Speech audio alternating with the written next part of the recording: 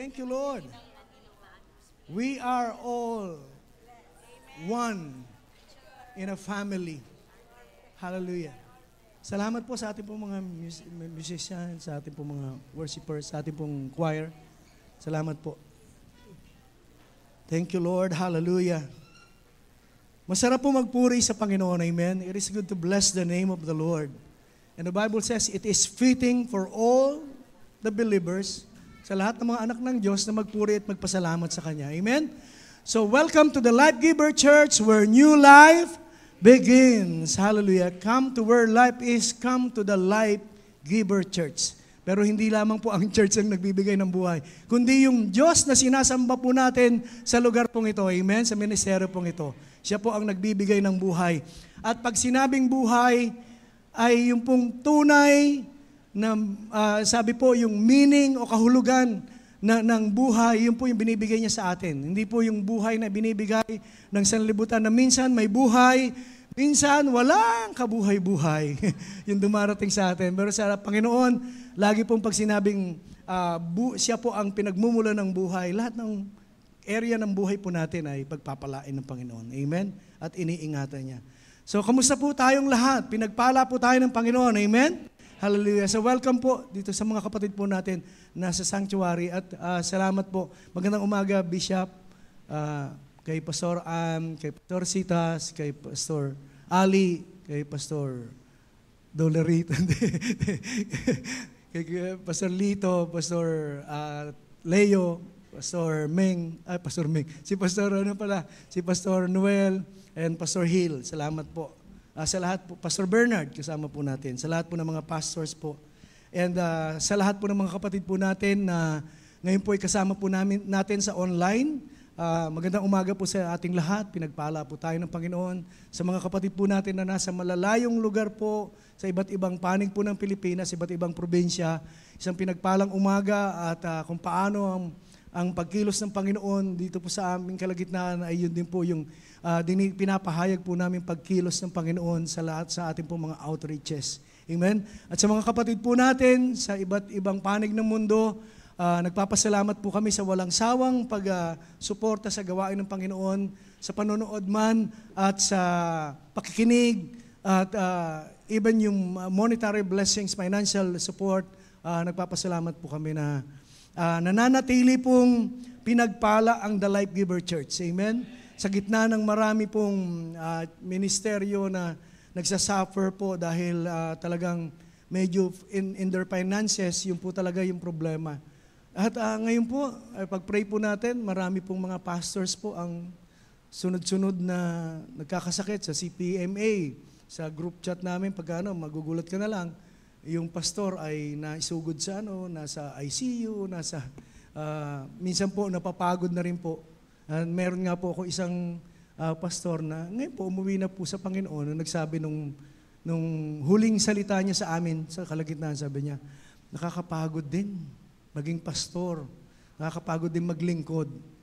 Siguro naramdaman na po niya talaga hirap kasi nga marami activities at marami po talagang gampanin sa iglesia. Pero ganun pa man, talagang tapos hindi pa tayo magbabantay sa pang didisiplinahin natin yung sarili natin.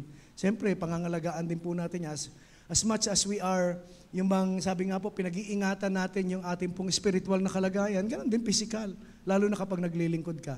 Kaya marami po umuwi na ng maaga sa Panginoon, na alam po naman natin na marami pa sanang gagawin, pero hallelujah. Kaya lang, mas mainam na yun, na nandun na po sila. Tayo po habang narito, alagaan natin yung sarili natin, at kung paano tayo pangangalagaan ng Panginoon, siyempre may part din po tayo doon. Diyan po, pag hindi na po ginagamit dyan, it's all by the grace of God. Yes, by the grace of God pa rin po yun. Pero may part ka, alagaan mo yung sarili mo, o umiwas ka doon sa mga bagay na kung saan makakapagbigay sa iyo ng stress, ng sakit.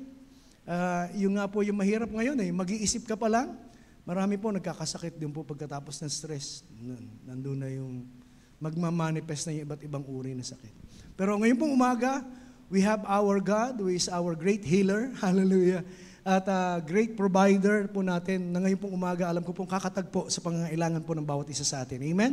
It's not the ministry, it's not about the pastor or leading the church, but it is always God na nandun po na siya ang magbibigay ng pagpapala sa atin. Kami po, ang gampanin lang po namin ay ipahayag ang kanyang salita, at kapag tapos pong ipahayag ito ng may pag-ibig, ng may ano po sa puso, yung nag-uudyok ay yung bang concern and love sa bawat isa, at ang pagtanggap na po natin naman doon sa salita, yung response natin, doon yung magkakaroon ng ng difference. Kaya iba-iba po yung pagtanggap. Minsan meron pong nakikinig, lahat naman tayo nakikinig na salita ng Diyos Pero ang mahalaga po pagkatapos nating mapakinggan ay nawa ang panalangin po natin ay isabuhay po natin ito. We have to live out the Word of God. Lalong-lalo na sa mga panahon ngayon. Hindi na po tayo sabihin natin na kailangan pang magpastor para po makapag-minister. Pero doon sa bawat salitang tinatanggap po natin, isabuhay lang po natin, makikita naman ng mga tao And one day, they will come to us and approach us, sasabihin nila, ano bang meron ka na wala ako? At para bang punong-puno ka ng kapayapaan sa puso, kahit na alam kong marami kang pinagdadaanan. Amen? So tingnan mo nga yung katabi mo. May mga pinagdadaanan, minsan may mga problema, pero may ngiti pa rin sa labi. Amen? At lalo higit sa lahat, hindi nawawala ang pananampalataya sa ating Diyos na buhay. Amen? Hallelujah. Yun po yung mahalaga. At hallelujah, we are not after doon sa sabihin na natin na marami tayong nalalaman sa Word of God, marami tayong kabisadong No. Even just one passage na natutunan po natin, pag sinabuhay po natin, yun po yung sustansya, yun po yung essence na kung bakit tayo nagtitipon. Amen? Praise God. Hallelujah. So ngayon pong umaga, alam ko po na tayo po ay excited at nakahanda na po tayong mag-aral ng salita ng Panginoon. So, praise God. Hallelujah. Let us open our Bible. Diretso na po tayo sa pag-aaral ng salita ng Panginoon. Sa Philippians chapter 3, verse 1 hanggang verse 14. So, sa New King James Version po natin basahin. Although, may specific na verse po tayong diyang pag-aaralan, pero sama po natin para alam po natin at maunawaan po natin yung konteksto. Sa Philippians chapter 3 verse 1, sabi po, "Finally, my brethren, rejoice in the Lord. For me to write the same things to you is not tedious, but for you it is safe. 2, beware of dogs, beware of evil workers, beware of the mutilation." So, sabi po, "For we are the circumcision who worship God in the Spirit, rejoice in Christ Jesus, and have no confidence in the flesh." Verse 4, sabi po, "Though I also might have confidence in the flesh, if anyone else think he may have confidence in the flesh, I more so." Sa 5 po, "Circumcised the 8th day of the stock of Israel of the tribe of Benjamin, a Hebrew of the Hebrews, concerning the law, a Pharisee. Concerning zeal, persecuting the church, concerning the righteousness which is in the law, blameless." Yan po si Pablo. Yan po yung kanyang requirements, yung credentials. Kung titingnan po natin siya at kikilalanin natin siya. Personal. "But what things were gained to me, these I have counted loss for Christ. Yet indeed I also count all things lost for the excellence of the knowledge of Christ Jesus my Lord, for whom I have suffered the loss of all things, and count them as rubbish, that I may gain Christ, and be found in Him, not having my own righteousness which is from the law, but that which is through faith in Christ, the righteousness which is from God by faith, that I may know Him in the power of His resurrection and the fellowship of His sufferings, being conformed to His death, if by any means I may attain to the resurrection from the dead. Not that I have already attained or am already perfected, but I press on that I may hold up that for which Christ Jesus has also laid hold of me. Brethren, I do not count myself to have apprehended, but one thing I do, forgetting those things which are behind and reaching forward to those things which are ahead. I press toward the goal for the prize of the upward call of God in Christ Jesus. So, purihin po ang Panginoon sa pagkabasa ng kanyang salita. Siguro po mabilis ang pagbasa po sa Tagalog. Sabi po dito, dahil dito akong si Pablo ay naging bilanggo para kay Kristo Jesus, alang-alang sa inyong mga hintil. Marahil ay nabalitaan na ninyo na dahil sa kagandahang loob ng Diyos ay pinagkatiwalaan niya ako ng tungkuling ito para sa inyong ikabubuti. Tulad ng naisulat ko na sa ibang salita, ipinaalam sa akin ng Diyos ang kanyang lihim na panukala. At habang binabasa ninyo ito, malalaman ninyo kung ano ang pagkaunawa ko sa lihim na panukalang isinakatuparan ni Kristo. Ito'y hindi ipinaalam sa mga tao noong mga nakaraang panahon, ngunit inihayag ngayon ng Diyos sa pamamagitan ng Espiritu sa kanyang mga banal na apostol at mga propeta. At ito ang lihim. Sa pamamagitan ng magandang balita, ang mga hintil ay mga tagapagmana rin tulad ng mga Hudyo. Kabilang din sa isang katawan at may bahagi sa pangako ng Diyos sa pamamagitan ni Kristo Jesus. So tayo pong lahat ay may bahagi sa pangako ng Diyos sa pamamagitan ng ating pakikipag-isa kay Kristo Jesus. Verse 7, sa kagandahang loob ng Diyos, ako'y ginawa niyang lingkod upang ipangaral ang magandang balita. Ang tungkuling ito ay ibinigay niya sa akin sa pamamagitan ng kanyang kapangyarihan.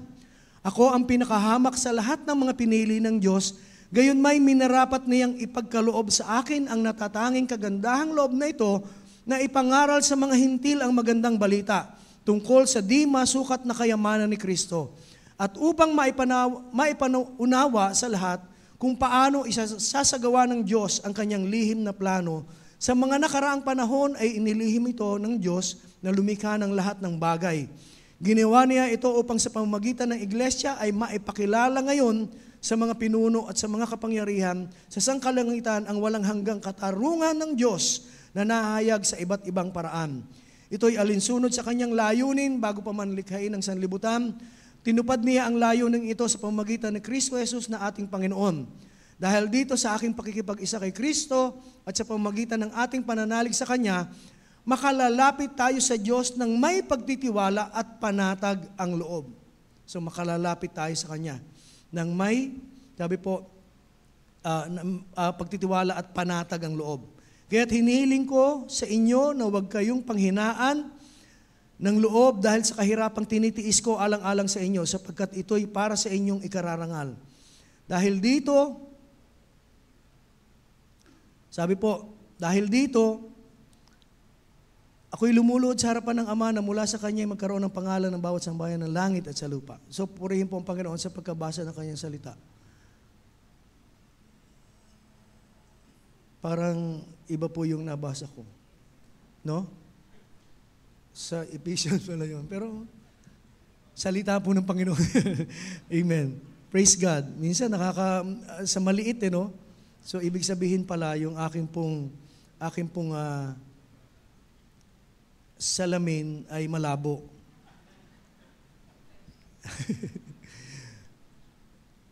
Sige po, may isa-isahin naman po natin yan. Ano? So, sa Philippians chapter 3, verse 1 hanggang 14. So, the title of our message is Gaining an Intimate Knowledge of Jesus Christ.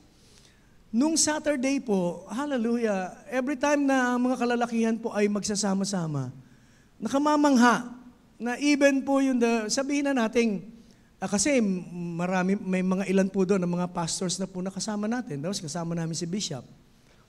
Pero namamangha ka doon sa mga kapahayagan, sa mga revelations po, sa bawat mga nagsishare. Kasi hindi po matatapos yung gawain na hindi ka maaring iikot po yun eh. Kaya binibiro ko nga sila noon dati, nung nagtitipon tayo, nagganyan, paikot, alam mo na kasunod noon, yung tagay, paikot din. Pero dito, yung salita ng Panginoon, yung pong pinagbubulayan, at pagkatapos po namin pag-usapan, si Tatay Carlos po ang exhorter po namin kahapon. And it's all about yung pong, sa Luke 16 po, no, Tay? Luke 16. At patungkol po doon sa mayaman, at doon po kay Lazaro, na parehas po silang namatay, di ba? Pero magkaiba po ng pinuntahan. Si Lazaro po ay inaaliw po doon sa Abraham's bosom at larawan po ng paraiso. At yung pong mayaman naman na napakadamot at napaka hindi maganda yung ugali. Hindi naman natin nilalahat, pero yun po yung kwento po doon, yung talinghaga. Nung namatay siya po ay napunta doon sa Hades. No, nandun po, mainit na lugar at sabi nga ni Bishop, kita mo tong mayaman na to, nandun nasa Hades na nag-uutos pa rin. Talagang, sabi di ba kay Amang Abraham, pwede po bang sabihin nyo dyan sa kay Lazaro na idaw-daw yung kanyang daliri sa, kita mo na, no? Nandun na sa paghihirap, nag-uutos pa rin. Medyo may entitled pa rin siya dun sa mga, so nandun po na, ano po ko doon sa mensahe na dapat po yung maging iba po yung pananaw natin patungkol po sa pagiging Kristiyano. Ibalik po natin yung dating init at yung apoy natin sa lahat ng larangan, pananalangin, pag-aaral ng salita ng Panginoon, sa mga fellowship na meron po tayo, huwag ibalik natin yung kung paano noon. Bagamat sabihin natin, hindi, iba na yung panahon. Iba yung panahon ngayon, pero ikaw pa rin yan, ikaw pa rin magdedesisyon. If you want to have fellowship, pwede ka humanap ng mga fellowship, di ba? Makakasama. At pwede kang manalangin anytime. Pero it's our decision. So nandun po na nakamamangha na ang paalala ng Panginoon sa atin ay it's all about our relationship. Yung mayaman, pagkatapos niyang magtamasa ng lahat ng pagpapala dito na sinasabi ng sanlibutan, lahat ng yaman, luho, nandun po. Pero pagkatapos po ng buhay na yun, ano po nangyari? Napakinabangan ba niya yung yaman niya? Samantalang nandun po na, sabi po, mahirap na yung kanyang kalagayan dito sa lupa, mas humirap pa yung kalagayan dito sa pangalawang buhay na tinatahak niya. Ganon din po naman, yung si Lazaro na bagamat mahirap po dito, pero nung siya po ay muwi sa Panginoon, ay mas naging mainam po yung kanyang kalagayan. So ano yung pipiliin nating buhay? So paalala lamang po yun sa ilan, sa bawat isa po sa atin, sa lahat sa atin, paalala po yan. So, sa oras mong ito, let us just come and learn from the Word of God. Many Christians, marami pong Kristiyano na iba nakakilala sa Panginoon. At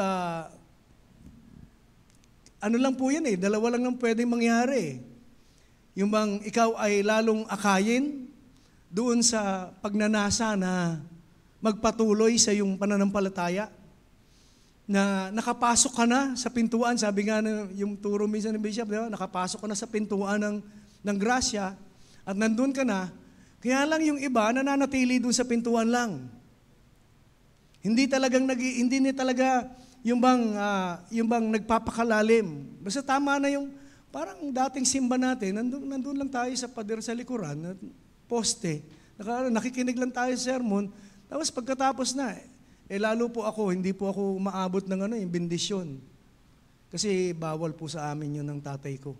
Kasi meron kaming kapangyarihan. Ako po ang tagapagmana ni Superman. Hindi meron po ako nilunok na libreta noon.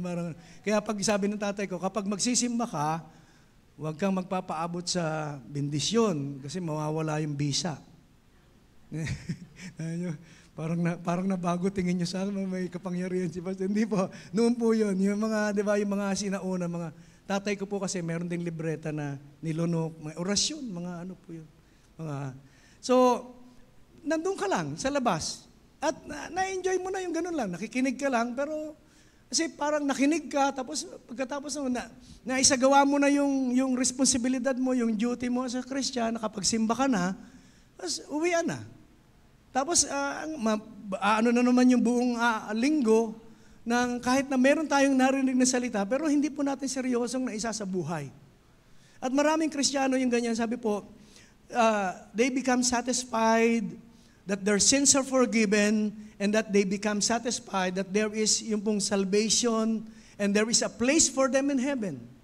Parang maraming Kristiyano, sabi na, okay na yun, ligtas na naman ako Hindi ko na kailangan yung mag-volunteer pa sa church. Hindi ko na kailangan pang mag-involve dyan. Basta ako, attendance ako, makikinig ako ng salita. Tapos, ano yung kanta ni Bishop? Konting kanta, di ba? Konting kanta, konting basa. No? Tapos, offering, maya-maya, uwian na, di ba? Ganun lang. Pero hindi po ganun ang buhay Kristiyano eh. Nilikha tayo ng Panginoon para sa isang relasyon, at relasyon na kung saan tayo po ay lalalim. Kung paano ang pag-ibig ng Diyos pinadarama sa atin, malawak, malalim, no? Malayo ang nararating, mataas. No? Hindi po natin ma-define yung pag-ibig ng Diyos sa bawat isa sa atin eh. Pero marami po, since they are, sabi na, tumanggap na sa Panginoon, may ligtas na, okay na, bahala na ako ay sa mga gagawin ko. So as a result, minsan, they experience spiritual boredom. Naboboard na sila. Kahit hindi man sila member of the board. No? Naboboard po sila. Nagsasawa. Minsan, parang ganun din eh. Talagang kung ganun lang ang pananaw natin na nakakilala tayo, tapos tama na yon at total, ligtas na naman tayo. So mabuhay lang tayo araw-araw, ganun lang. Pero wag magpakaseryoso kasi talagang dapat, pag ganun ang kaisipan po natin, mabuboard po talaga tayo sa buhay Kristiyano. No? Parang kung ang isip mo ay ligtas ka na at wala ka na ibang gagawin, kundi magsimba ka lang, tama na yun, magbigay ka lang ng konti, tama na yun, hindi po. Yan nais ng Panginoon na bawat isa po sa atin ay magamit niya, no? Bilang patotoo, bilang saksi ng kanyang kagandahang loob sa maraming tao. So at least meron tayong may mga ministry tayong inihahanda ang Panginoon. Hindi man katulad ng ginagawa ng mga pastors, mga full-time ministers, ng mga volunteers sa church, pero meron pong pinagagawa sa atin ng Panginoon. And Paul the Apostle to the Gentiles could never be accused of settling for where he got in. Katulad po na sinasabi ko kanina, pumasok sa simbahan, pumasok sa isang relasyon sa Panginoon, pero nandun lang ayaw nang magpakalalim. Ay, tama na, para sa kanila na yon. Ako, tama na sa akin yung attendees. At minsan nilelabel pa natin pag nanonood ka, ano ka dun sa life giver? Plain attendee. Ano po ba yung plain attendee? Meron mo bang special attendee at may plain lugaw kasi eh. May plain lang. Pero meron pong lugaw na, di ba, may laman loob, may tuwalya, may bimpo, may kung ano-ano pa. Ibig sabihin, special na yun. Paano nyo i-identify pag sinabi mo, plain attendee ako, bakit yung iba ba ano tawag? Lahat naman tayo, di ba? Lahat naman tayo, iisa lang, walang labeling na ano. Tayong lahat ay anak ng Diyos. Amen? At hindi lamang po anak, tayo po ay disciple ng Panginoon. Pag sinabing disciple, we are all student of the Word of God. Nag-aaral po tayong lahat. At tagasunod po tayo ng salita ng Panginoon at ng Panginoon mismo. So, nandun po na si Pablo, talagang nung siya'y nakakilala sa Panginoon, hindi siya tumigil doon sa pagnanais na makilala ang Panginoon sa mas malalim na kalagayan. No? At alam ko po, ang bawat isa sa atin naman, may progression, di ba? Noon, alam lang natin siya, na siya yung kaibigan natin, siya yung manggagamot natin. Pero along the way, in our Christian journey, lumalalim po yung pagkakilala natin sa Kanya. Hindi lang pala siya yung ganun. Lahat pala ng pangangailangan ko, siya. Nung sinabi niyang, I am who I am, ako yung pangangailangan mo. So kung pangangailangan mo, financial na pagpapala, I am the one who can provide for all your need, financial need. Kung kailangan mo ng manggagamot, ako yung dakilang manggagamot. So kung ano yung pangangailangan natin, yun siya sa buhay po ng bawat isa atin. Dati hindi natin alam yun. Pero marami pa tayong madidiscover at mauunawaan at malalaman sa grasya ng Panginoon at sa kanyang paghahari sa buhay po ng bawat isa. So, Paul believed that the greatest thing that ever happened to him was getting to know Jesus Christ. No, para sa kanya, pagbabasahin mo yung mga statement na yung kanina, yung mga passages na binasa po natin, kay Pablo, ang pinakadakilang bagay na nangyari sa kanya ay nang makilala niya ang Panginoong Jesucristo.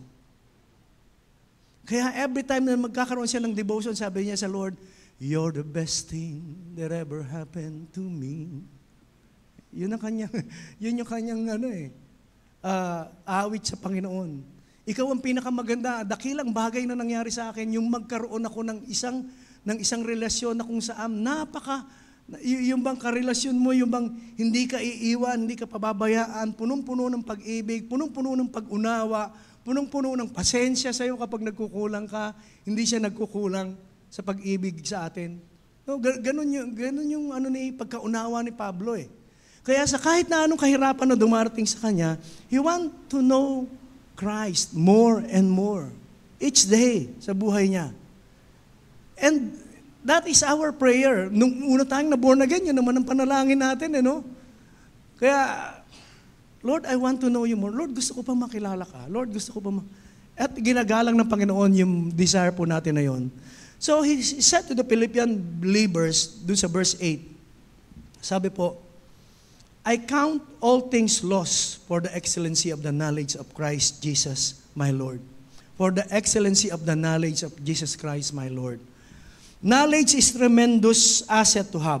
Kapag meron kang kaalaman, nandun po na, knowledge is, natatandaan nyo pa. No, knowledge is power. Di ba sabi po ng isang sikat na, si Ernie Baron, di ba nagsabi din yan. Pero sinasabi po ng Panginoon na knowledge is a tremendous asset to have. Without knowledge, we wouldn't be able to accomplish much. Kung wala kang kaalaman, wala kang medyo mababa. Kung hanggang saan lang yung kaalaman na meron ka, yun lang naman yung kaya mong i-apply. So, kapag lalo na kapag wala ka nun, di ba? Yung bang talagang walang knowledge, sabi po, wala tayong ma-accomplish. But too much knowledge, ganun din naman, kapag sobra, yung marami tayong alam, at minsan, mas maalam pa tayo sa Diyos. No, all-knowing na yung Diyos, ikaw mas all-knowing ka pa, no? Na minsan ayaw natin pakikialaman tayo ng Diyos sa mga bagay na ginagawa natin, medyo delikado din po yun. Too much knowledge can be a dangerous thing, especially in our knowledge, if our knowledge is grounded in the wrong areas. Kung mali yung pinagmumula ng knowledge po na yun, ay hindi po tayo mapagpapala. Meron pong isang estudyante na kakagraduate lamang po ng college. Siya po ay naglalakbay at kailangan niyang tumawid at sumakay sa barge, sa ilog po na malawak.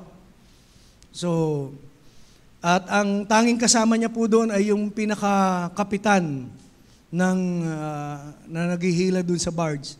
Ako, muntik na po ako maging kapitan ng yung tagahila po ng barge dyan sa kasi nung bago po, hindi pa ako parang nag-aano na po ako, naghihintay na po ako, nag-aano mga requirements para makasakay ng barko.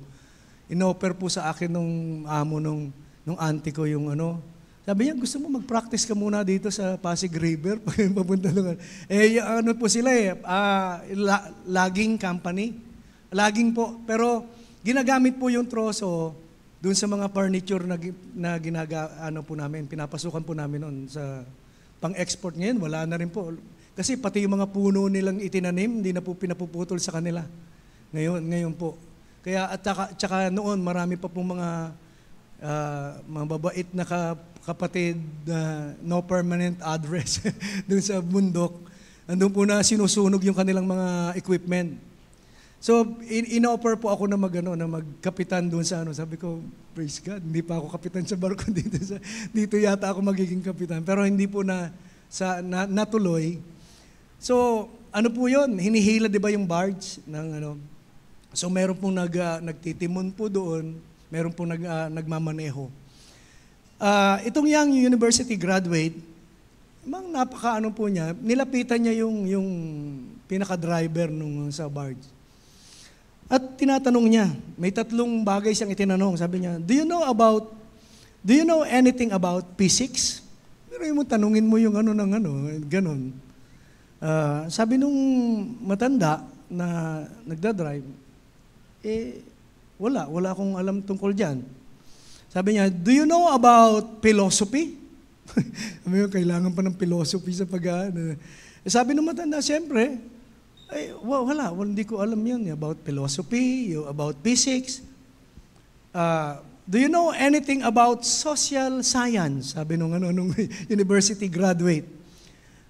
Sabi niya, wala. So, nag-uusap sila. Sa kanilang pag-uusap, nalibang siyempre din yung nagda-drive, sumalpok po doon siguro baka dumaan sa ilalim ng tulay, tapos may poste doon, di ba? Sumalpok po doon, medyo umikot. At pag biglaan ikot niya, nalaglag silang dalawa. So nalaglag silang dalawa. And nung habang sila po ay nalaglag, ito namang matandaan nagtanong sa kanya, "Do you know anything about swimming?" sabi ni estudyante, "No." Sabi niya kasi nung una, tinatanong siya, "Alam mo ba yung physics?" Ay, na-miss mo yung 1/3 ng buhay mo. Alam mo ba yung social science? Ay, na-miss mo yung 1/3 ng buhay mo. Do you know about social science? Naku, na-miss mo yung 1/3 ng buhay mo. Nung nalaglag na sila sa ilog, sabi nung "Do you know anything about swimming?" Sabi niya, "No." Sabi niya, "Then your whole life is wasted." Kasi malulunod na siya dun. Di ba? Masasayang na yung buhay mo. Doon sa matanda, at least 1/3 lang ng buhay niya yung nawala. Pero doon sa lalaki na yun, malamang di marunong lumangoy. Kung hindi tutulungan ng matanda, malulunod siya. And his whole life is wasted. Yung po mangyayari. Minsan, we may have tremendous amount of knowledge. But without a knowledge of Jesus Christ, our Lord, we are nothing. Napakagaling mo man sa lahat ng larangan, matalino ka. Pero kung hindi mo kilala ang Panginoong Hesus, personal, at wala kang relasyon sa Kanya, you are nothing. Hindi po yan ang garantiya.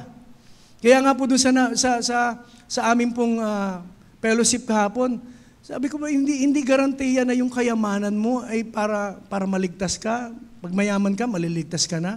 Pag mayaman ka, mapupunta ka na sa magiging maayos yung buhay mo. Hindi po eh. So, maraming knowledge.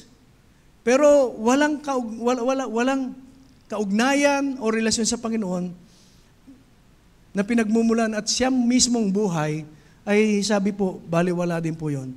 Sa John chapter 20 verse 31, sabi po, sa CEB version, sa Contemporary English version, sabi po, "But these are written so that you will put your faith in Jesus as the Messiah and the Son of God. If you have faith in Him, you will have true life." If you have faith in Him, you will have true life. Sa John chapter 20 verse 31. So, kaya dito po sa ating pong binabasa, na sinasabi rin ni Pablo na kinukonsider niya na ang lahat ay kalugihan, walang saysay, basura sa kanya, na yung pong mga dati niyang katayuan, na siya po ay sikat, siya po ay ginagalang sa society. Sabi po, para sa kanya wala yun eh. At kung meron mang, sabi nga, credible na nagsasalita, na totoo sa kanyang sinasabi, isa po doon si Pablo. Lalo na doon sa ating pong pinag-aaralan ngayon. If anyone knew what he was talking about, it was Paul. Sa verse 4 hanggang verse 6, sabi po, nandun po na sinabi niya yung kanyang kalagayan eh. No? Na sa verse 4, sabi niya, ang totoo,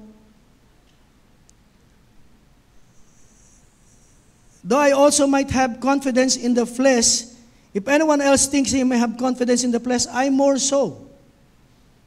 So, kung sa Tagalog po, sabi, ang totoo ako'y may sapat na dahilan upang panghawakan ang mga physical na bagay.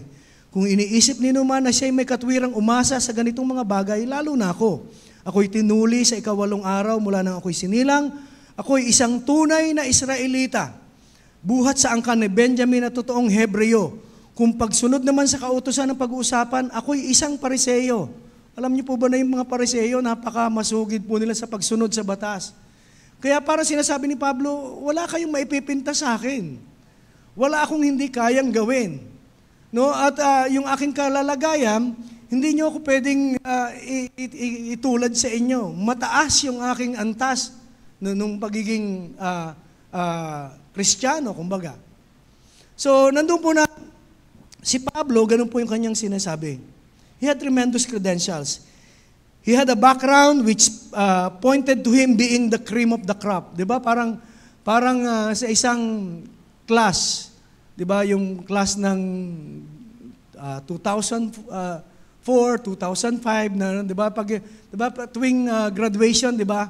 Meron pong mga ano yan eh. At saka ngayon may section kasi na talagang pinagsasama yung pinakamagagaling. Yung tinatawag na nandun po yung cream of the crop. Sila yung pinakamagagaling sa klase, sa buong batch nila, parang ganun. So si Pablo, parang ganun po siya. In the Jewish word, he was the cream of the crop.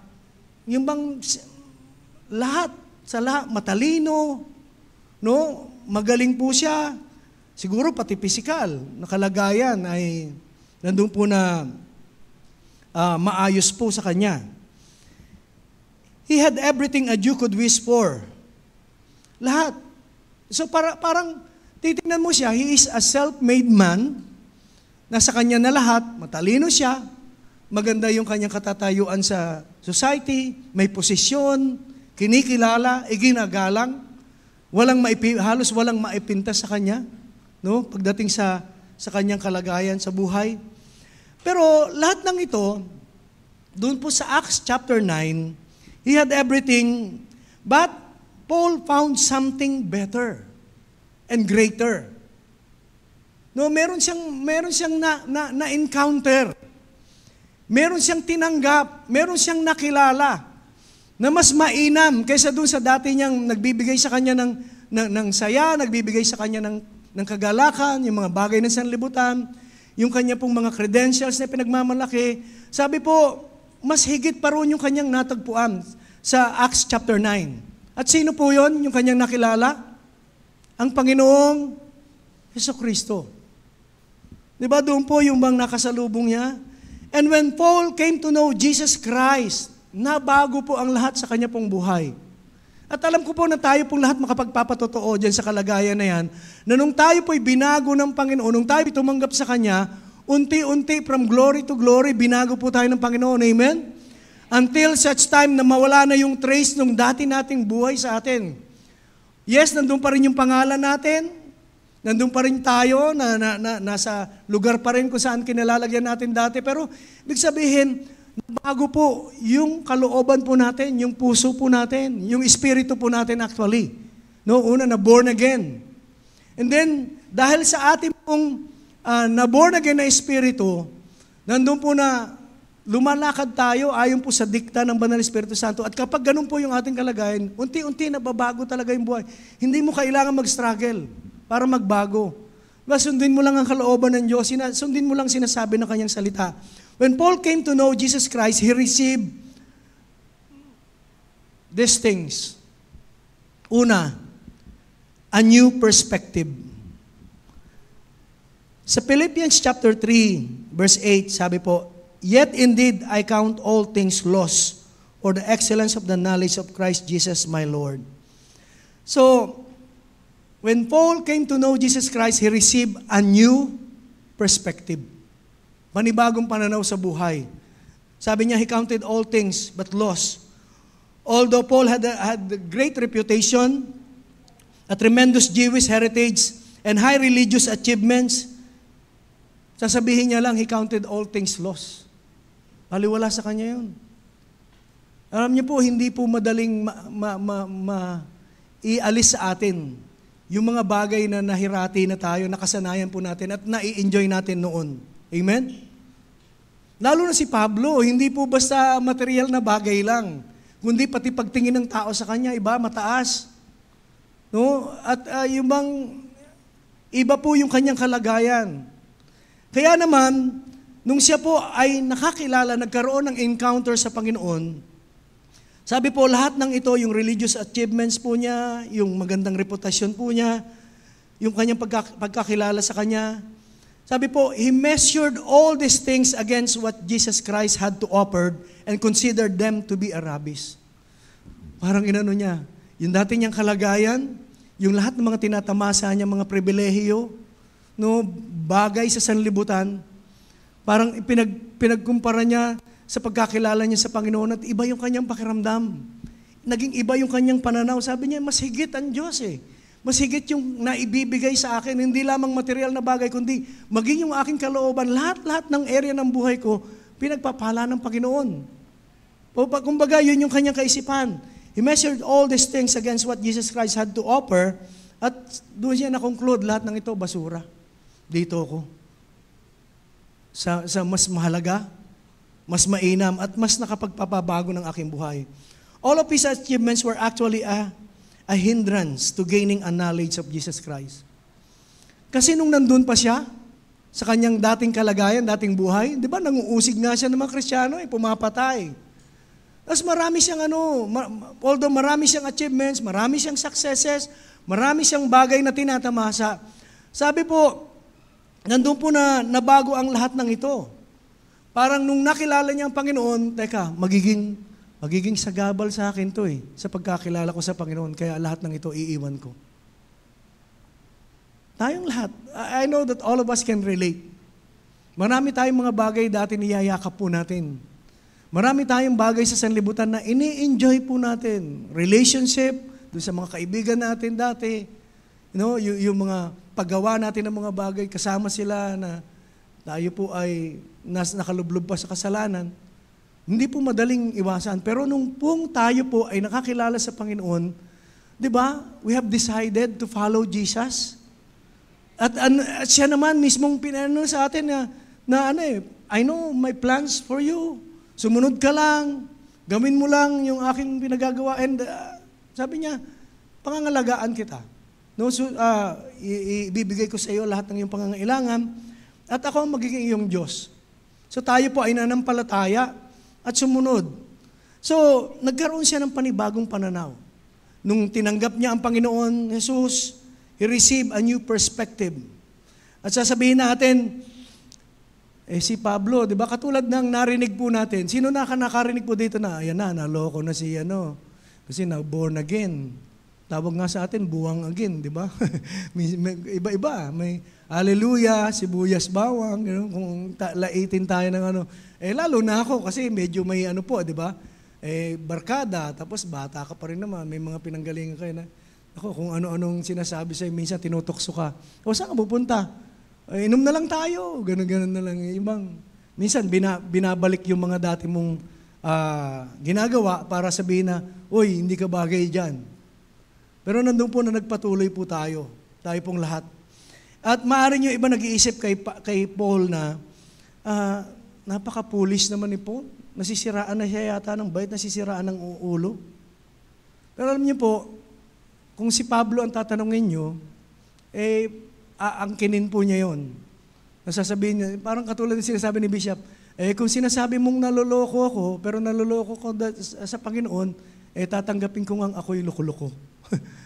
Parang si Pablo, pag may magsasabi sa kanyang, he is a fool, maybe someone will say, he is no fool to give up what he cannot keep. Tama lang naman yung ginawa niya Yung lahat ba ng bagay na meron siya dati, mapapanatili niya yun sa kanyang sarili, yung yaman, yung kanyang kalagayan sa society, mataas na paglilingkod, mataas na pagtingin sa kanya, reputasyon. Bakit pag makikip mo ba yon? Pag alis mo dito sa sanlibutan, dala-dala mo ba yon sa langit? At doon pa kikilala, sasabihin, ano ba position mo doon? CEO po ako. Ikaw, COO po ako. Kasi Mr. ka tapos yung so oo ka lang ng oo. Hindi ba ganon? Hindi naman sasabihin doon, mataas ba yung No. Kaya sabi po, hindi fool si Pablo. Because, nandun po na, hindi siya nag-hold on, hindi niya niyakap yung mga bagay na hindi naman niya maitatabi, mapapanatili sa kanya. Alam niya, pagkatapos ng buhay na ito, doon sa kabilang buhay, hindi mo kailangan yung mga sobra-sobra. It's for us. Wala pong masama na nagiging successful po tayo, nakaka-achieve tayo ng maraming bagay. It's for the glory of God. Lalo na kung alam mo kung sino nagbibigay sa iyo ng kakayanan, kung si kanino mo ibinabalik yung pasasalamat, yung kaluwalhatian, pag sinasabi mo lagi, glory to God. It's all by the grace of God. Okay po yun. Pero marami kasi yumayakap dun sa mga bagay ng sanlibutan that they cannot keep. Hindi naman mapapasa kanila hanggang doon sa sunod na buhay And sabi po, si Pablo, he is no fool to give up what he cannot keep, to gain what he cannot lose. Yung bang accumulate ng maraming bagay, hindi ba mawawala sa iyo yun pag umalis ka na dito? Kaya si Pablo, madali niyang naunawaan. na mas mahalaga na meron kang relasyon sa Diyos. Nung nakilala niya ang Panginoon Jesucristo, itinuring niya ng walang kabuluhan yung iba. Pero wag niyo po ako mapakamalian na sabihin, hindi mo na kami yata binibigyan ng pagkakataon para mangarap. No. Pare-parehas po tayo, nangangarap din po akong yumaman, nangangarap din po akong sumagana ang buhay, no? Dumami yung pananalapi para maging pagpapala ka, marami kang gustong gawin, no? Sa iba't ibang area ng buhay natin, because iyon yung dahilan kaya siya pumunta. I have come to give you life and have it in abundance. So, kaya lang, baka sabihin, kayo, wala na kayong pangarap, pastor, diyan na lang yata. No. Marami pong pangarap. At hindi ko lang pangarap ng pamilya ko, pangarap ng mga mahal ko sa buhay. Pangarap ko rin yun, no, na marating. Pero ganun pa man, ang pinag-uusapan po natin yung kahalagahan ng meron tayong relasyon sa Panginoon. Si nabago yung kanyang pananaw eh. Hindi ko naman madadala ang lahat ng ito. Total, hindi ko naman makikip ito. Total, yung pinipilit kong magkaroon ako, tapos pagdating ng ilang panahon, iiwanan ko rin. Pero maganda po na habang tayo nandito, kasi maganda po yan na tayo po'y pinagpapala. Kasi testimony po natin yan, amen? Na ang Diyos natin buhay. Ang Diyos natin talagang nagpo-provide. Pero ang gusto ko lang po sabihin, kasabay ng pagkakaloob at pagbibigay ng Diyos sa atin upang tayo sumagana, ay wag pong mawala sa atin yung ating pagpapahalaga sa ating relasyon sa Panginoon. Lalo na that we are in the last days. So, Paul lost his religion and reputation, but he gained more than what was lost. Paring sabihin ng iba, maraming nawala sa iyo. Sasabihin ni Pablo, maraming ang nawala sa akin, pero mas marami naman yung blessings man na dumating sa akin. Amen? Hallelujah. Masasabi ba natin ganon? Na maraming nawala sa atin. Actually, maraming nawala sa ating mga kabarkada, no? Mga kaibigan. But you have gained, brothers and sisters, in Christ. Amen? Nawala nga yung mga kaibigan mo na minsan, yung mga kaibigan mo na nagdadala sa iyo, minsan nag-iimpluwensya pa sa iyo sa paglayo sa Panginoon, pero nagkaroon naman tayo ng mga kapatid dito. Hindi lang basta kaibigan, kundi kapatid sa pananampalataya. Na kung saan hindi mo alam, pinapanalangin ka. So we have gained more.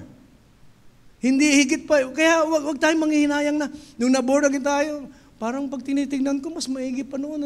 Ang pasok ng pera, masagana. Kasi noon, ano ba buhay natin noon? Kaya mabilis ang pasok ng pera. Kung nagninegosyo, medyo meron kang ginagawang mekos-mekos dun sa Kaya parang andali na, talagang ganun yun. Kalakaran ng sanlibutan. Pero alam niyo po, pag bibilangin natin yung mga blessings na meron tayo, mas higit yung tinanggap natin ngayon sa Panginoon kaysa nung wala pa tayo sa Kanya at wala pa tayong relasyon sa Kanya. Praise the Lord. Hallelujah. So,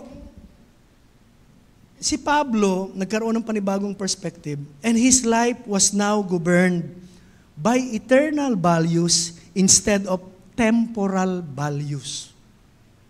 So his life was now governed by eternal values. Hindi na lang siya doon nakatingin sa pangkasalukuyan. Hindi lang siya nakatingin dito sa buhay niya sa lupa. Kundi kung ano yung susunod pa sa buhay na ito, doon siya nakatingin. Not doon sa temporal values. Which is, kasi madaling i-justify, di ba kalooban nga ng Diyos na sumagana? Pero kung yung pagsagana mo nga, nauubos na yung panahon natin, pagkakataon natin sa maraming bagay, pero wala tayong panahon sa Panginoon, hindi nawawala ng yung ating relationship. Parang ganun lang. Sinabi ko nga, pumasok tayo sa pintuan, hanggang pintuan lang tayo. Ayaw na natin magpakalalim. Para bang pumasok ka sa isang amusement park, di ba maraming rides doon? Tapos pagpasok mo naman, ayaw mo naman sumakay doon sa mga, nakakatakot. Kaya nga kayo pumasok. Pero meron naman talagang hindi kaya. Pero ibig sabihin, di ba, pag nandun ka na, enjoy mo na. Enjoy mo na. Yung buhay Kristiyano natin ngayon, are you enjoying yung Christian life?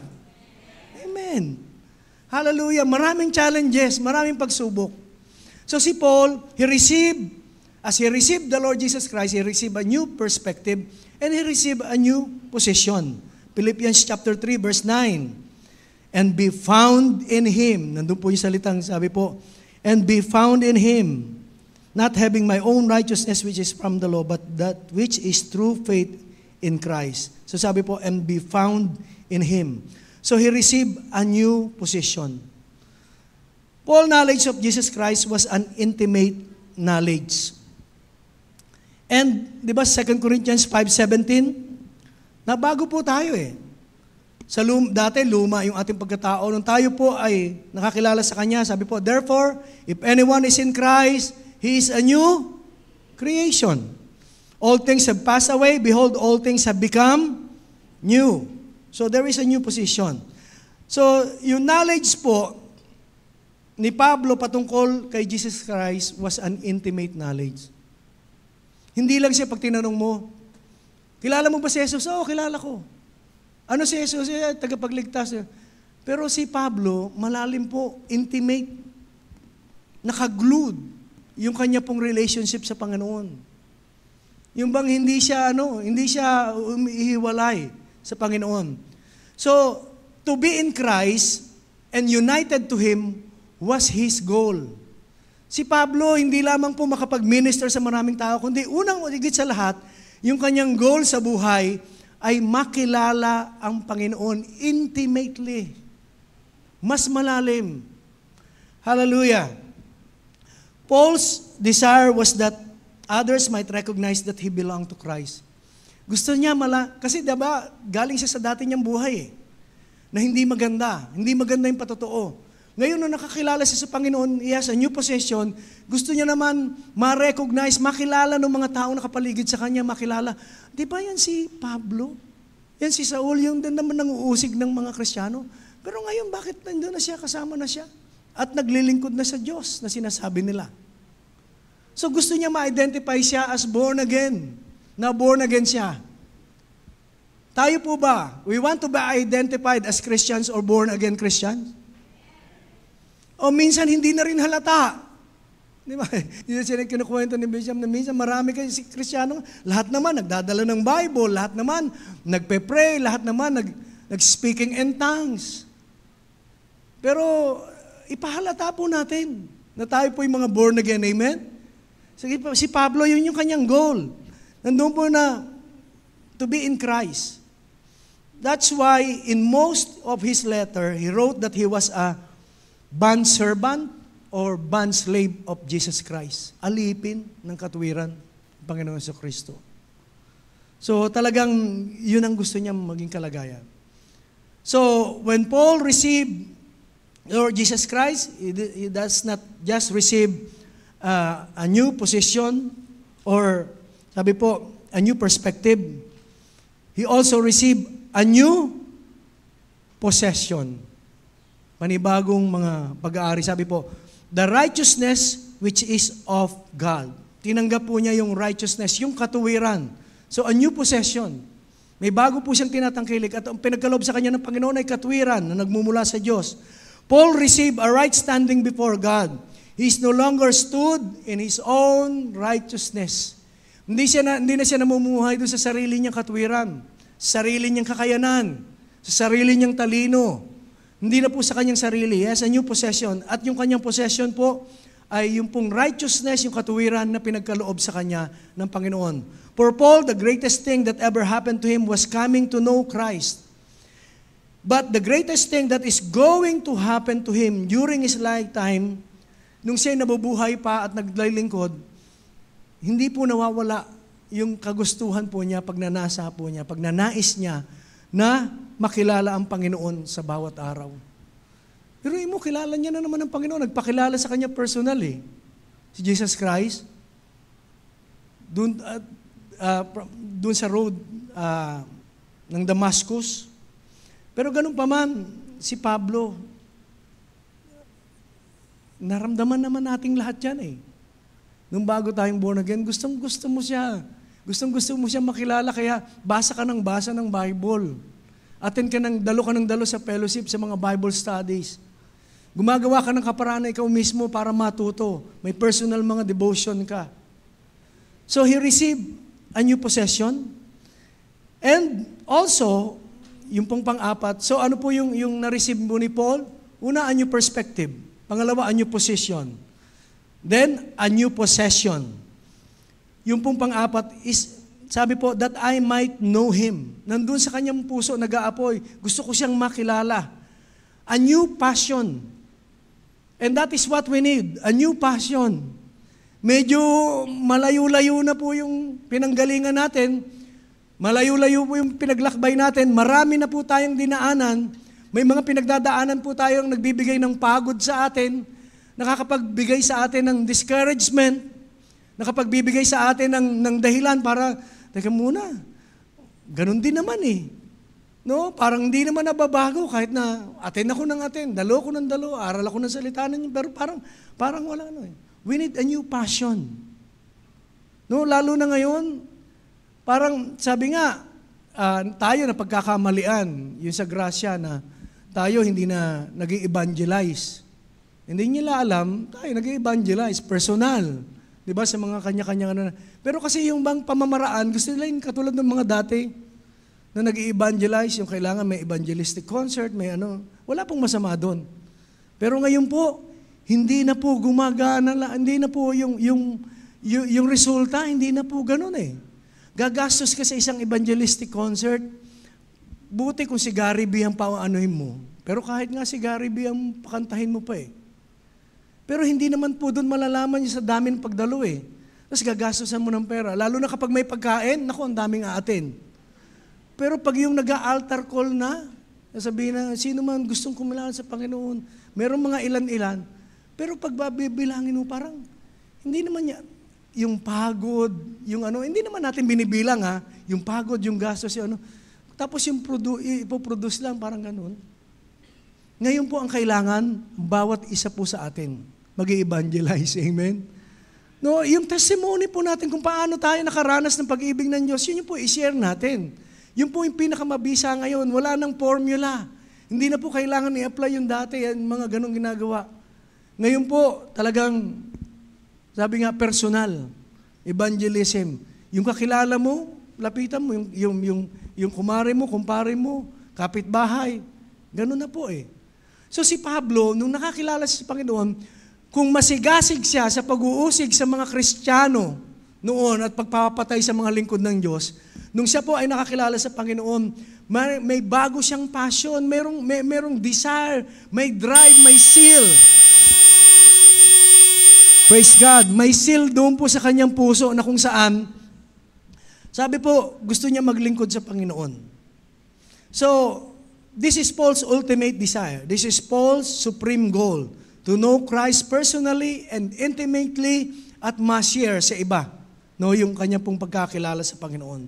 So, how do we gain? So, kung yun po yung nangyari kay Pablo, alam ko po na yan din ang mangyayari po sa bawat isa atin.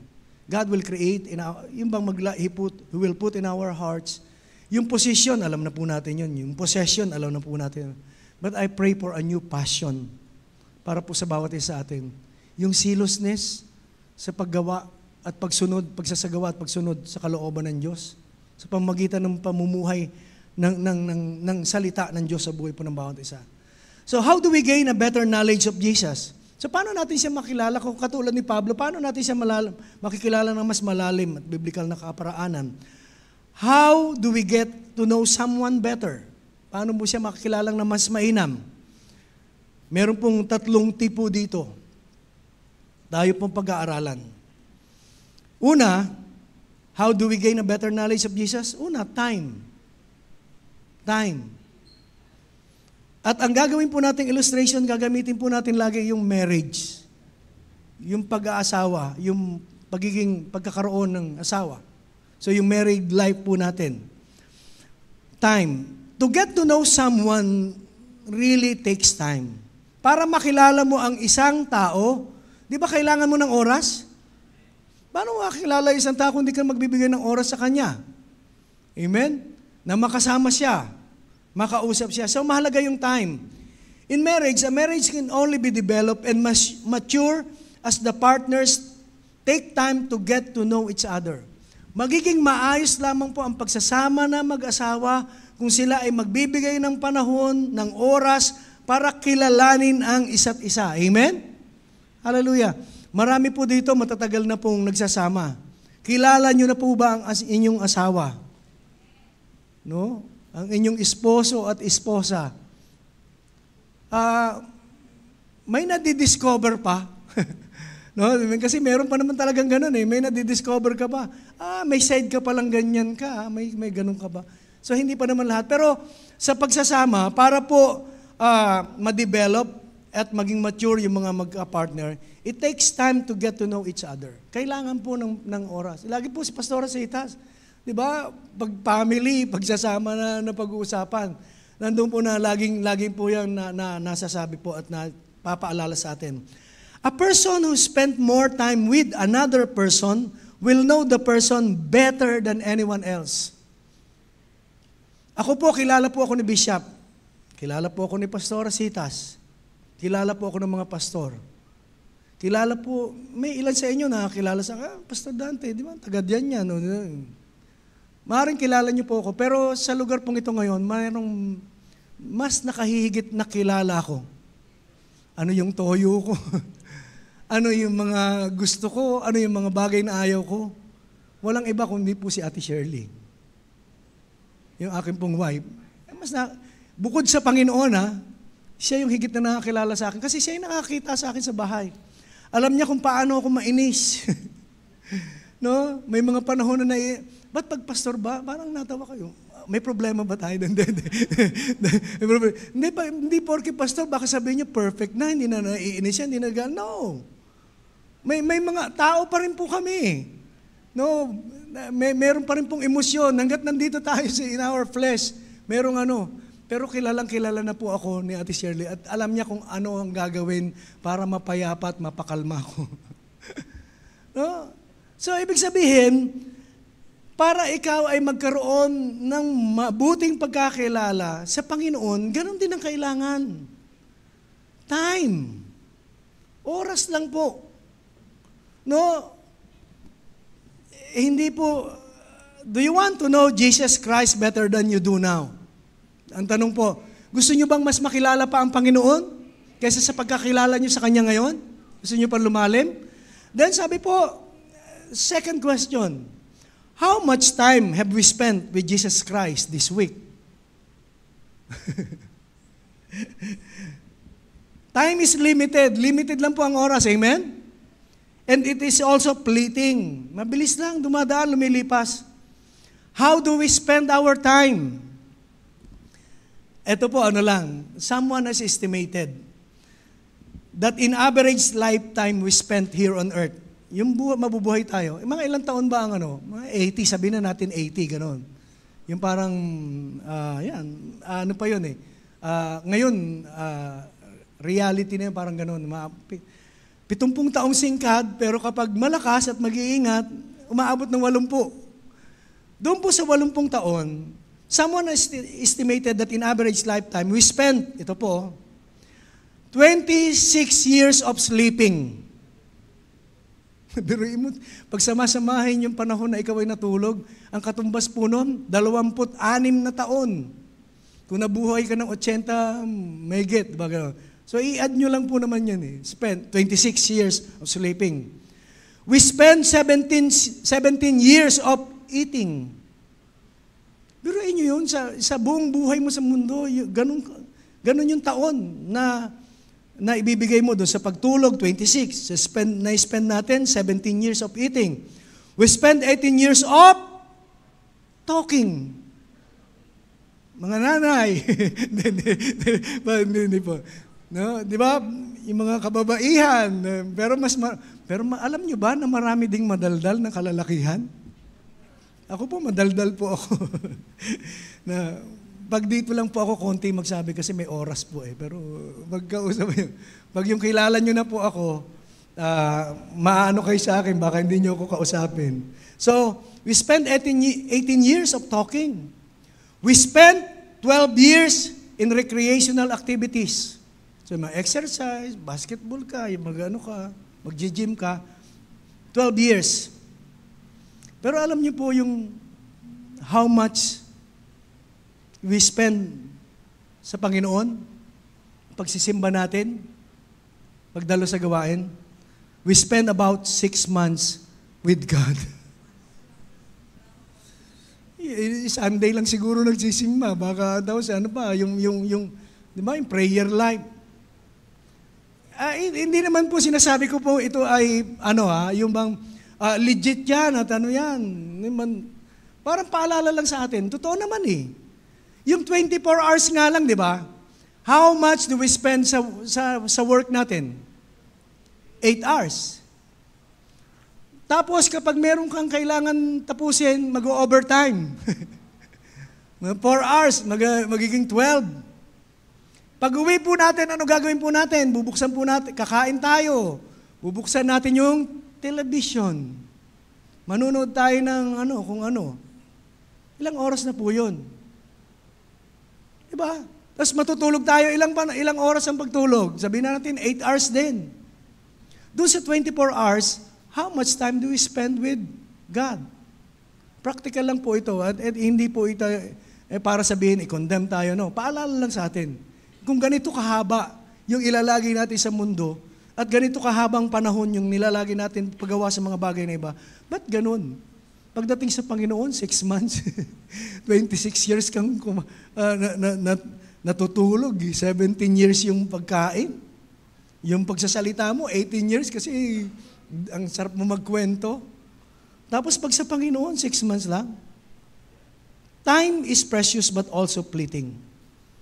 So, how should we spend our time with Him?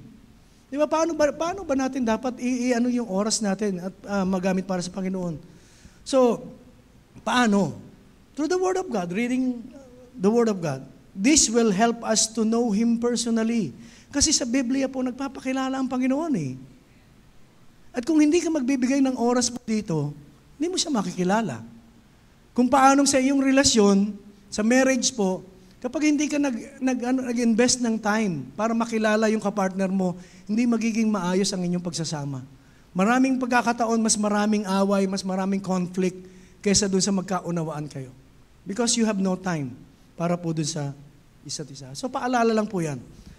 So how should we spend our time with Him? Through the Word of God and through acts of obedience and faith. Pananampalataya at pagsasagawa, pagsunod dun sa mga kung ano yung sinasabi ng salita ng Diyos. So this will help us to know Him experientially. So mga parang basic po, basic milk type na pero yun po yung kailangan natin ngayon eh.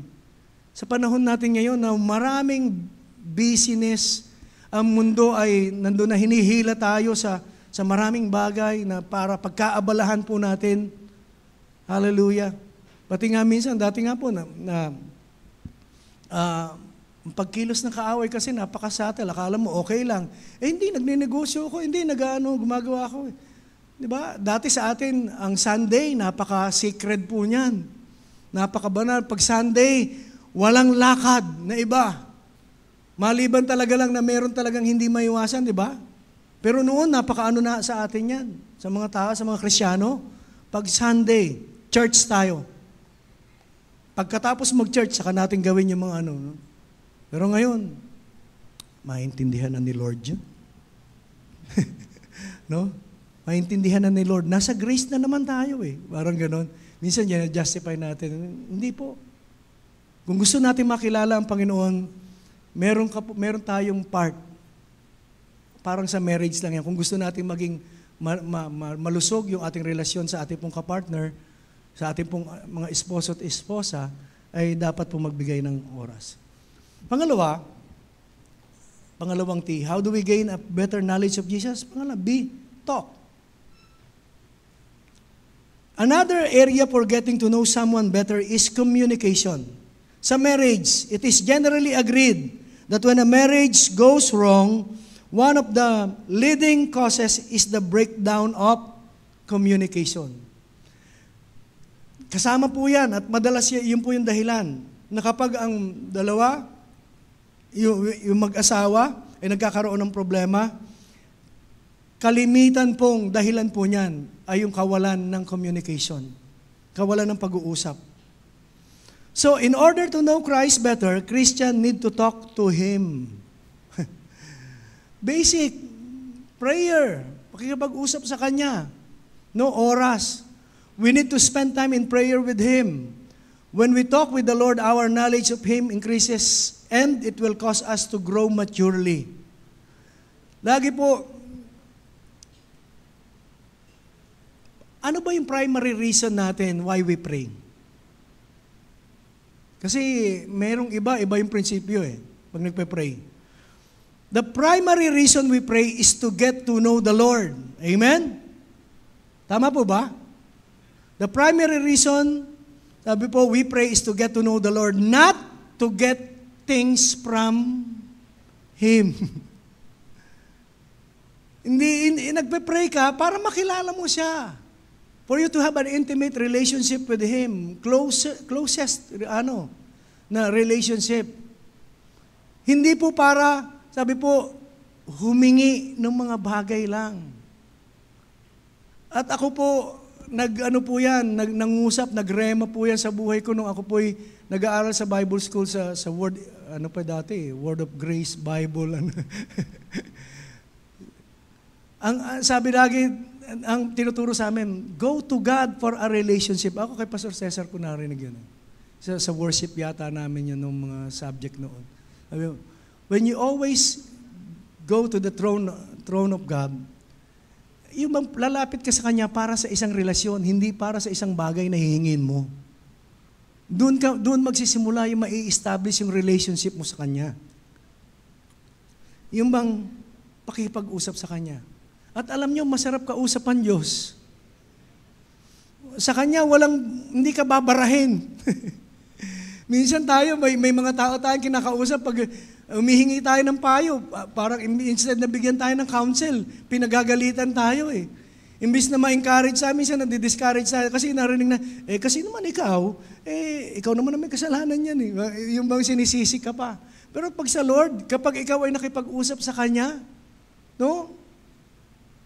Bilang iyong Ama, i-open mo yung lahat sa Kanya, iba po yung pakiramdam. Ako po naranasan kong maging open sa tatay ko, kaya alam ko kung paano yung maging open. Na lahat ng nangyayari sa akin, kaya kong sabihin sa tatay ko. Sabi ko nga, kahit na yung panliligaw ko, na maraming mga panahon, nung nililigawan ko si Ate Shirley, kasi nabasted po ako. Sinumbong ko sa tatay ko. Sabi ng tatay ko, ang gwapo mo pa naman. Nung narinig ko po yun, tumayo po ako agad at sabi ko, kasi wala naman ibang magsasabi sa yung gwapo ka, kundi magulang mo lang. Maganda ka, di ba, magulang mo. Unang-una. Kaya ng mga panahon na yun, sabi ko, yung bang lahat. At ang sarap ng pakiramdam. Kaya lang, ako sumobra naman yung pagka-open ko sa tatay ko, pati sama ng loob, sinasabi ko sa alam nyo, kaya hindi tayo sumagana, kasi hindi kayo nag-abroad Yung mga kapitbahay natin nag-abroad, kayo hindi. Dapat nag-abroad na lang kayo. May sakit ng tatay ko, ulcer.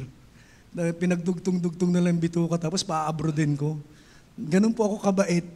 Na sinasabihan ko yung tatay ko, kayo wala kayong kwenta, hindi kayo nag-ano. Pero pagkatapos ng lahat ng yon, tatay ko walang salita yun Walang salita. Pero alam mo yung nasaktan siya. Pero alam niyo po, yung pakiramdam na meron akong tatay na gano'n, lalo na sa Diyos. Na lahat ng concerns po natin, pwede nating sabihin sa Kanya. At hindi Kanya hahatulan. Hindi Kanya i-discourage. Hindi Kanya pagagalitan. Bagkus, paglapit mo sa Kanya, yakap ang mararamdaman mo. Amen?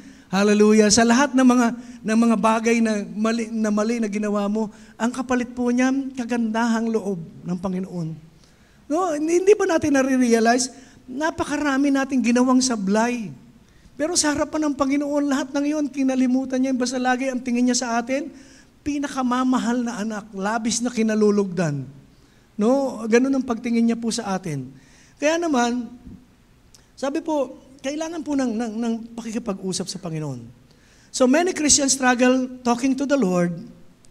Si Paul, marami siyang pinagdaanan ng mga difficulties, mga problems. Pero kaya meron siyang authority para exhort tayo, paalalahanan tayo, not to give up. Not to give up. Magpatuloy pa rin. Don't let difficulty stop you from knowing the Lord more intimately. Hindi porke may problema ka na, ayaw mo na siyang makilala. No. Baka doon sa paglapit mo sa Kanya, doon sa panahon na ikaw may pangangailangan, madidiscover mo pa, ay, ito pala siya sa akin. Meron pa palang higit akong pwedeng malaman patungkol sa Kanya. May higit pa pala siyang kayang gawin sa aking buhay. So, talk to Him. Huwag po natin hayaan yung mga problema at pagsubok para po hindi tayo maging intimate sa Panginoon. So, una po, time. Pangalawa po, talk, communication.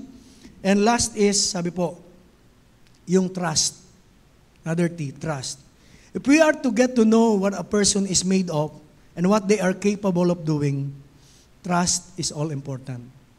Para makilala mo isang tao, kung ano yung kaya niyang gawin, kung sino siya, di ba? Para mas makilala mo siya ng malalim. Ano yung kaya niyang gawin? Sabi po, ang kailangan po dyan ay trust. So sa marriage, ganun din po, di ba? One of the most important ingredients in a successful marriage is trust. When two people commit themselves to marriage, they do not really know each other well. Kaya nga lagi namin sinasabi sa mga kinakaunselan namin kakasal, pagharap nyo sa minister o sa kung saan man kayo kakasal, sasabihin sa inyo, in sickness or in health, di ba? For richer or for poorer. Ano sasabihin? I do. Pagkatapos ng I do, ano na? Wala ka ng choice, kundi I will. Di ba? Kailangan mo nang gawin yung ipinangako mo sa Kanya. Kaya ikukumit mo na yung sarili mo, ikukumit nyo na yung sarili nyo sa isa't isa. Sabi po, kahit na hindi kayo gaanong magkakilala pa, ako, tandang-tanda ko, sasabihin, si Bishop, ang pag nagkakasal yan, hindi mawala yung, ikaw, sabihin sa amin, sa amin, nung kinasal kami, sabi, ikaw, Shirley, hindi mo alam ang magiging kinabukasan mo kay Dante, kung ano yung magiging buhay mo sa kanya, natatakot ka. Di ba? Pero ngayon nandito ka, nag-commit ka, na ibibigay yung sarili, makikisama sa Kanya, sa hirap, di ba? So ganun po Ganun din ikaw, Dante, hindi mo rin alam. Pero ano kailangan nyo po doon? As you commit your life to each other, ang kailangan po doon, trust, pagtitiwala. So ganun din sa Panginoon, kailangan po natin ng trust. Para mas lalo mo siyang makilala, magtiwala ka sa Kanya. Paano kung magtitiwala, hindi nga maganda yung nangyayari, parang iba yung kaparaanan ng Lord, parang ang hirap sundin. Mas lalo ka magtiwala. Kasi alam niyo po, diyan siya espesyalista sa paggawa ng mga bagay na kakaiba. Paggawa ng mga bagay na inaakala mong hindi niya kayang gawin, pero higit pa pala sa iyong iniisip ang kaya niyang gawin. Amen? Sige po, palakpakan po natin ang Panginoon. So, it will take time talking and trusting each other in order for the marriage to thrive and become successful. Kailangan ng pagtitiwala Maraming pagkakataon, parang ayaw mo na magtiwala. Pero yun ang kailangan No, yun po ang kailangan para po mas makilala mo, mas malaman mo kung ano yung kaya niya pang gawin sa'yo at kung ano pa yung pwedeng ipagkatiwala niyo po sa Kanya. So Christians are to trust Christ in the same way if we are to know Him better. Christians never learn of Christ's faithfulness in certain areas. May mga pagkakataon sa ibang area ng buhay natin, parang ganun, but Lord, parang hindi ka concerned, parang hindi ka faithful doon. Kasi hindi natin siya pinagtiwalaan doon sa area na yun ng buhay natin. Halimbawa, sa finances. Parang sasabihin natin, parang tight yung pasok ng blessings kasi, sabi ng Panginoon, magbigay ka at ikaw'y bibigyan. Diba? Kung ikaw ay Kristiyano, alam mo naman yung iyong, yung bang sabihin na natin na, hindi naman yan hinihingi sa atin Given na yan, kapag binigyan tayo ng Panginoon, dahil sa Kanyang kagandahang loob, ang response natin, positive din. Magbibigay din tayo. Pero dahil nga wala tayong tiwala at hindi tayo nananampalataya na ibabalik sa atin ng Panginoon o kapag nagbigay tayo, mawawalan tayo, hindi tayo nagtitiwala sa Kanya, hindi nga natin may enjoy yung blessing. No? Kasi tayo mismo hindi nagtitiwala sa Kanya. So, Christians have never experienced His power for their lives because they never trusted Him. Kaya huwag kang magtaka, kung hindi mo nararanasan ang kapangyarihan ng Diyos sa ilang area ng buhay mo, baka doon kailangan ka lalong magtiwala sa Kanya. Ba, may sakit ka, parang nagdududa naman ako, parang ang tagal-tagal ko nang nagsasuffer, pero hindi yata kayang pagalingin ng Lord. Doon ka lalong magtiwala sa Kanya. no, para mag-manifest, no, yung kalagayan. Parang ganito po, trust is essential in all aspects of life. Sino po dito ang pag may nararamdaman, pumupunta agad sa doktor? Lahat tayo, di ba? Kilala nyo ba personal yung doktor nyo? Kilala nyo ba? Yung kaanuhan niya, yung malalim na pagkakilala? Hindi naman lahat tayo eh. Tapos pupuntahan mo pa yung, di ba, yung si doktor, ano ba yung may doktor dito sa Pasig eh? Yung parang yung sakit, yung parang pangalan niya. Sakitan ba yun eh? Doktor Sakitan eh. May paano ka pupunta doon? Parang ganun lang, di ba, kung ikaw magja-judge. Pero doon sa doktor, hindi mo naman kilala. Pupunta ka sa clinic niya. Hindi mo siya kilala. Tapos, he will give you a prescription. You cannot read. Nababasa niyo ba? Naintindihan niyo yung reseta sa inyo? Sulat doktor nga, di ba? Ba't punta kayo ng punta? Yun lang po yung tanong. No? Tapos, binigyan ka ng prescriptions, tapos, dadalhin mo naman doon sa di ba, sa parmasyotika, sa butika. Bibili ka ng gamot. Tapos, bibigyan ka ng kung ano, lalo na kung itimpla pa kailangan di ba? So, kilala mo ba yung nagtimpla ng gamot na yon? Hindi rin. Pero pag uwi ng bahay, ano ginagawa mo? Iniinom mo naman. Bakit mo iniinom? Sa pagtitiwala na pag ininom mo yung gamot, gagaling ka. Di ba? Hindi mo naman kilala yung doktor. Hindi mo naman alam yung prescription na binibigay sa'yo. So, you will go home and take a pill according to the instruction na ibibigay. So, lahat ng ito, ang kailangan dyan, trust, sincere faith. Tunay na pananampalataya ang kailangan. And when the medication works, you begin to know the doctor who prescribe it a little better. Yung iba, doon nakikilala mo na ako. Pag dito pala, magaling pala si na doktor. Unti-unti nakikilala mo na siya. Kaya tuwing may sakit ka, pupunta ka na sa kanya, kilala mo na siya. Unti-unti, lumalalim yung pagkakilala mo. Kaya minsan, yung bang, may mga anak po kami, pag may sakit, pagdadalhin na doon kay doktor ko, doktor nila, doktor ko, parang pagpasok pa lang ng gate, magaling na yung anak ko eh. Parang naka-mindset na pag pumunta siya sa doktor na yon, gagaling na siya. Parang ganun. So, mas nakikilala po. So, ganyan din sa Panginoon, na, yun ng tao, hindi natin kilala, pinagtitiwalaan natin. Ang Diyos, magmula no existence natin dito sa mundo hanggang sa kasalukuyan, siya ang nag-iingat po sa bawat isa sa atin. Amen? Siya yung nagmamahal sa atin. Hindi pa ba tayo magtitiwala sa Kanya na sa dinami-dami ng pinagdaanan natin sa buhay natin, we are still standing because of His grace. Hallelujah. At hindi siya nagbabago kailanman. So, if you want to know Jesus Christ more and more, you have to trust Him. Not only for salvation, hindi po yung, ligtas na naman ako eh. No. For our everyday life, katulad ni Pablo, ang gusto niya makilala ang Panginoon. And makikilala natin siya kapag tayo po ay patuloy na nagbigay ng pagkakataon, panahon sa Kanya pong salita, sa ating relationship sa Kanya.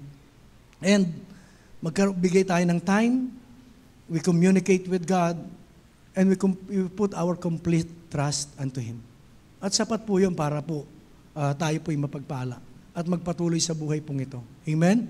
Nandun po na si Pablo, ang dami niyang pinagdaanan. Hindi po naging madali kay Pablo na makilala niya ang Panginoon. He has to learn Jesus Christ the hard way sometimes. Kailangan mahirap, nahagupit po siya, may shipwreck.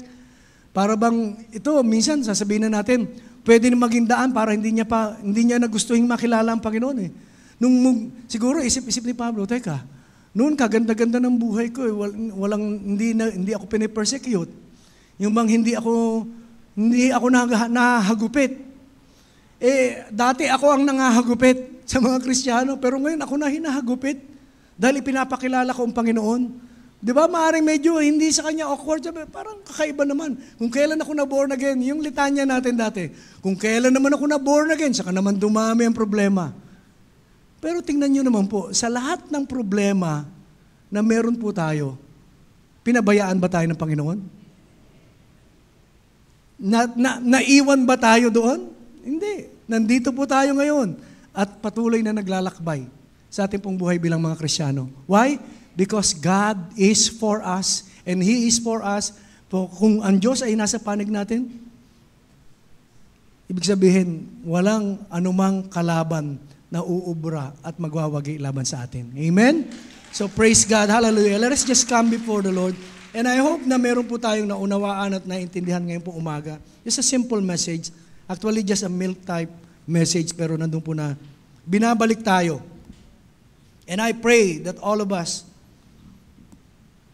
has received, nandun po yung new passion na katulad ni Pablo, that I might know Him, yung kanyang kagustuhan ay patuloy na makilala ang Panginoon. So let us